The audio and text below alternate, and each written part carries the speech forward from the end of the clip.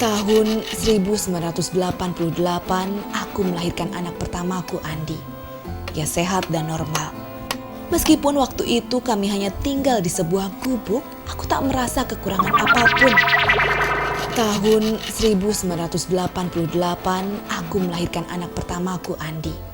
Ia sehat dan normal. Meskipun waktu itu kami hanya tinggal di sebuah gubuk, aku tak merasa kekurangan apapun.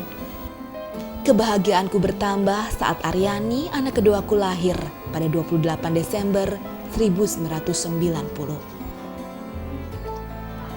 Biasa kok, cakep pas lahir mah. Orang aja nggak sangka, anak saya tuh dokter aja nanya, nggak sangka dia dulu cakep.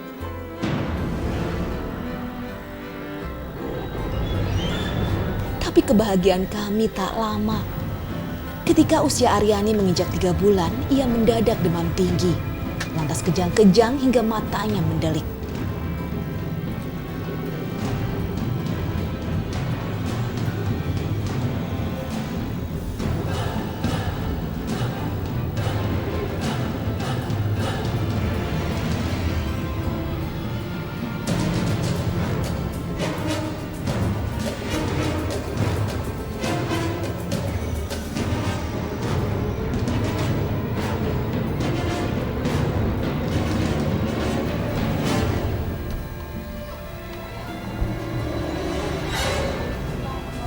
Pak, orang kita panas, Pak, tolong dilihatin, Pak.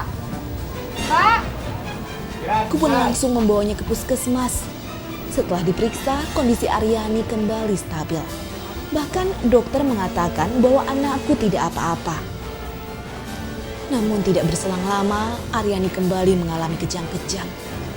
Mulutnya berbusa dan badannya panas tinggi. Ini terjadi berulang kali. Setelah itu terus begitu lagi begitu, kadang-kadang lagi dulu angot seharian semalaman gitu kumat aja. Udah lesu gitu kayak apa? Dibawa ke bidan juga takut, nggak mau.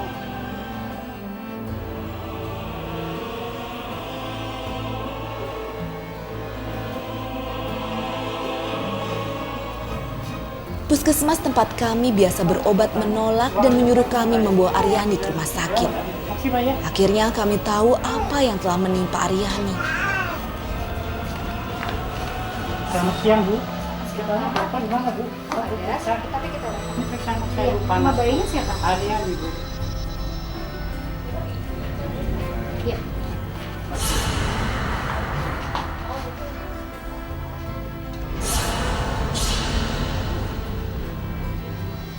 Dok. Kenapa, Pak? Panasnya tinggi sekali. Ini udah lama juga, Dok. Bentar, Pak, saya periksa dulu Iya, iya. ya. Iya. Gimana, Dok? Ya, bisa di rumah sakit ini, Iya, Dok. Pak, ya. Iya, iya. Dibawa ke rumah sakit yang lebih Oh, besar lagi. gitu ya, Dok, Ya, ya? biar Iya. secepatnya Iya, iya, dapat Dok. pertolongan. Iya. Ya. Iya, terima kasih, Tapi Dok, jangan ya. ditunda-tunda, Iya, iya. Pak, ya. Iya. Terima kasih, Dok, ya. Iya. Terima kasih, Dok. Iya. Kalau kata dokter bilang epilepsi, sakit air. Kalau orang kampung bilang sakit ayan. Semakin hari kondisi Aryani semakin memprihatinkan. Yang lebih menyedihkan, sejak usia 3 tahun, Aryani mempunyai kebiasaan aneh. Ia gemar mengumpulkan sampah yang kubuang keluar rumah. Kemudian ia memainkan sampah-sampah tersebut. Tak jarang ia memakannya. Bahkan ulat bulu, kaki seribu, dan ular kecil pernah ia masukkan ke dalam mulut dan digigitnya. Awalnya ya itu aja, cuma dari sampah, cari nyari sabun, bungkusan sabun cariin. Ntar kalau nggak mau gitu digebukin nyakarin. Kalau kita nggak mau cariin mainannya dicakarin.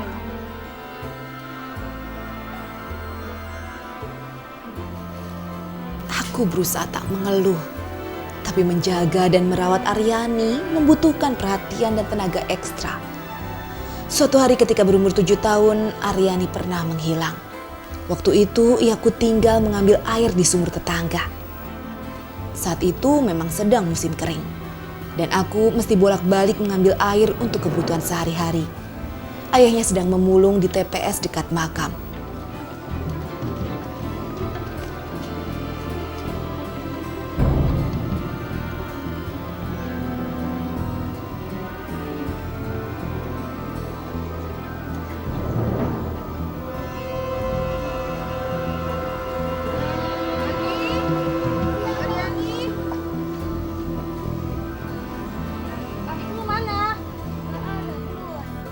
Aryani pun aku titipkan kepada kakaknya Andi. Karena kelengahan kakaknya, Aryani raib entah kemana. Seisi rumah panik, bahkan tetangga pun ikut mencari. Lari jalan ke sana. Mana ya? Lagi, Bu. Iya, udah gimana sih yang di rumah? Ayo kita cari yuk.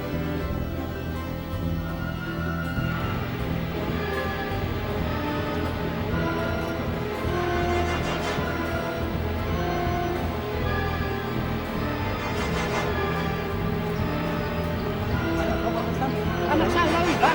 Hilang. Aryani, anak perempuan ya. Setelah mencari kesana kemari, Aryani ditemukan di terminal Kedayu. Ternyata ia menumpang angkot hingga ke terminal. Di terminal ia diamankan seorang pemilik warung. Terus hilang, soalnya nggak ada, cariin sono kemarin sama nggak ada. Sampai jam 2 nggak ada. Terus ada tetangga bilangin katanya pergi ini ada di sana di Bayuna di Kedayu. Waktu dulu hilang aja saya nangis nyariin. Sampai kayak ketemu jam 2 mana saya baru pulang cari dagangan.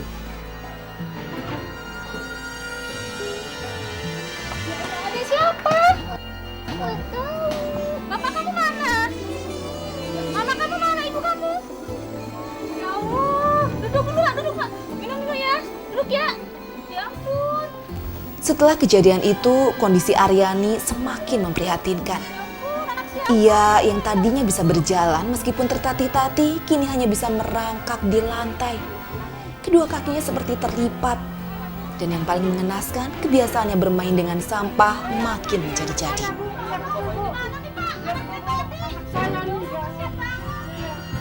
kasih Bu ya. Pulang nih. Hilang, kan bingung saya apa was-wasnya apa setengah ini hati rasanya apa ya. Selama habis hilang ini anak ini jadi nggak ada omong, nggak ada ceritanya, nggak tahu kenapa. Dulu gue bisa jalan, sekarang juga bisa tiba-tiba ke dapur keluar nggak mau. Aryani kini sudah 16 tahun, tapi ia sama sekali tak berdaya. Buang air pun sembarangan. Makan dan minum aku melayaninya. Terkadang Aryani seperti tak mengerti keadaanku. Aku hanya bisa mengusap dada dan bersabar. Aku hanya ingin menjadi ibu yang baik. Sedih-sedihnya gini, kadang-kadang kalau lagi berak sendirian, saya nggak ada yang nganuin, nggak ada yang ngurusin, sedih banget gitu, nggak ada yang datang gitu. Kadang-kadang kan nggak ada orang.